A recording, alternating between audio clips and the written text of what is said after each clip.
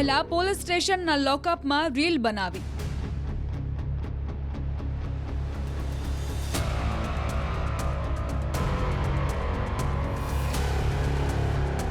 હવે રિયલમાં જેલ ભેગા થયા.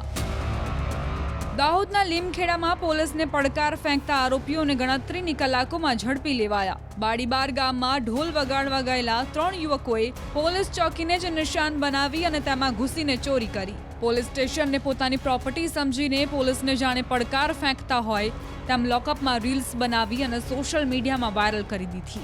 લીમખેડા આઉટપોસ્ટ પોલીસ ચોકીના કોન્સ્ટેબલ ચોકીને લોક કરી તપાસના કામે લીમખેડા ગયા હતા. જો કે તેઓ પોતાનું પાકીટ ચોકીમાં જ ભૂલી ગયા. તે દરમિયાન પાછળથી 3 યુવકો ચોકીમાં ઘૂસ્યા અને કોન્સ્ટેબલના પાકીટમાંથી 2600 રૂપિયાની ચોરી કરી. બાદમાં યુવકોએ લોકઅપમાં ઘૂસીને રીલ બનાવી સોશિયલ મીડિયામાં વાયરલ કરી. જો કે યુવકોનો વિડીયો વાયરલ થતાં જ પોલીસ સફાળી જાગી અને વિડીયોના આધારે ગણતરીના કલાકોમાં આરોપીઓને પકડી લીધા. મનોરંજન માટે રીલ બનાવતા ચોર યુવકોને પોતાની કરતૂતના કારણે હકીકતના જેલના સળિયા ગણવાનો વારો આવ્યો. આરોપીઓને કોર્ટમાં રજૂ કરાતા 3 દિવસના રિમાન્ડ મંજૂર કરાયા છે.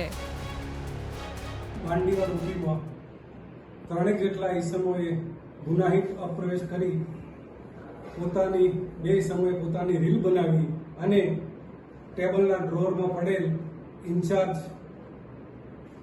સંજયભાઈ મોતીભાઈના પાકીટ તેમજ તેમાં પડેલ આશરે 2600 રૂપિયા જેટલાની ચોરી કરી તેઓ તેમની રીલ બનાવી નીકળી ગયેલ. જે બાબતે પોલીસ સ્ટેશનના પીઆઈ શ્રી જે.એમ. ખાટ તેમજ એલસીબીની ટીમ આ તપાસમાં જોડાતા અને હ્યુમન રિસોર્સિસ તેમજ ટેકનિકલ ઇન્ટેલિજન્સના આધારે આ 3 ઈસમોમાંથી એક નવસાદ રજબભાઈ શેખ રહે દાહોદ, અયાજ મોહમ્મદ રીઝા મોહમ્મદ મકરાણી ઉમર 18 રહે દાહોદ મુલ્લાવાડા તળાવની સામે તેમજ બાદલભાઈ હસમુખભાઈ રાવળ રહે દાહોદવાળા હોવાનું જણાતા અને આ ગુનામાં દહેલ આશરે 2680 રૂપિયા તેમજ 3 મોબાઈલ અને ગુનામાંથી વાપરેલ જે હથિયાર હતું તે રિકવર કરવામાં આવેલ છે. અને આ કામે 3 તમતદારોને આજરોજ નામદાર કોર્ટમાં રજૂ કરતા નામદાર કોર્ટે સોમવાર સુધીના રિમાન્ડ આપેલ છે. દાહોદ જિલ્લામાં એક અજીબોગરીબ કિસ્સો સામે આવ્યો છે. આપણે સાંભળ્યું હશે કે ચોરો દ્વારા મકાનમાં તસ્કરી કરવામાં આવી, ક્યાંક બંધ દુકાનોમાં તસ્કરી કરવામાં આવી અથવા તો કોઈ ફેક્ટરીમાં તસ્કરી કરવામાં આવી.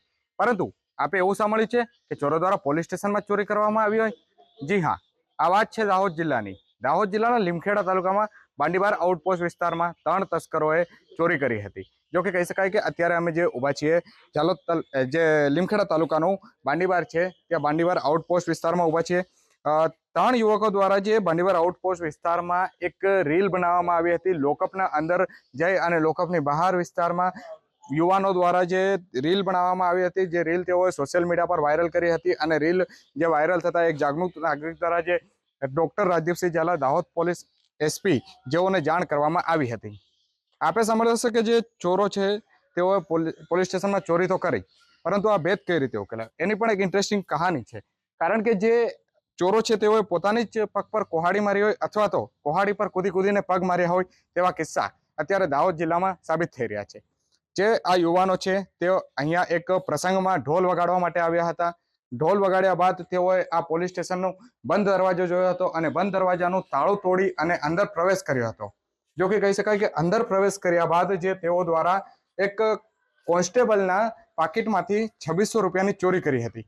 કોન્સ્ટેબલ જેઓ કે તપાસ અર્થે બહાર ગયા હતા અને આઉટપોસ્ટને લોક કરી ગયા હતા, પરંતુ કોન્સ્ટેબલ પોતાનું પાકીટ ભૂલી ગયો હતો. ત્યારે યુવાનો દ્વારા આ 2600 રૂપિયાની ચોરી કરવામાં આવી હતી અને રેલની ગેલછામાં જે યુવાનો છે તેઓએ આઉટપોસ્ટ ખાલી જોયું હતું, લોકઅપ ખાલી જોયું હતું અને ત્યારબાદ કંઈક ઇન્ટરેસ્ટિંગ રીલો બનાવીએ તેવું વિચારી અને તેઓનો રીલના કીડો જાગ્યો હતો. ત્યારે આ રીલનો કીડો તેઓ પર ખૂબ ભારે પડ્યો હતો. સમગ્ર મામલો સામે આવ્યા બાદ રાજદીપસિંહ ઝાલા દ્વારા જે તપાસ હાથ ધરવામાં આવી હતી.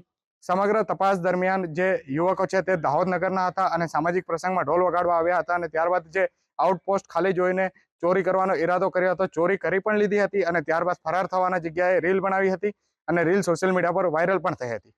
સમગ્ર પ્રકરણ મામલે અત્યારે પોલીસ દ્વારા 3 આરોપીની ધરપકડ કરી છે. કોર્ટ સમક્ષ રજૂ કરાતા 3 દિવસની રિમાન્ડ પણ મંજૂર થયા છે અને હાલ તપાસ ચાલુ છે. સૌરભ ગેહલોત, ન્યૂઝ 18 ગુજરાતી, દાહોદ.